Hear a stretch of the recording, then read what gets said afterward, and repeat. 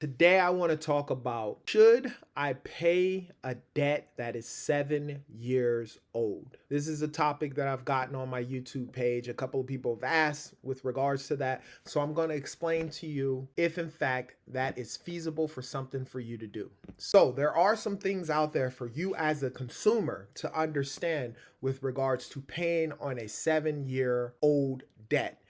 I am going to explain why or why not you may want to pay an account that is 7 years old. But before we get into that, one of the things that you guys have to understand is the terminology and what's being stated, right? So, what is the statute of limitations on an account? 7 years typically across the board with all debt, as long as it's not a judgment or a lien, but your regular debt, credit card debt, defaults on automobiles, etc.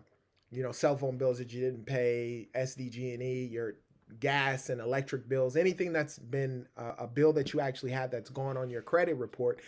Typically, it's 7 years before the account becomes time barred. But just because it's not on your credit doesn't necessarily mean that you don't have to pay it.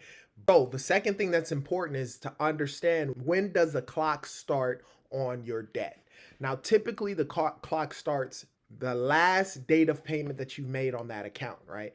The key thing with regards to understanding of whether you should pay a debt that's 7 years old, it all depends, right? So it's very important, you as the consumer, depending on what state that you live in, that you look at the statute of limitation in your state, because they vary across the board with every state.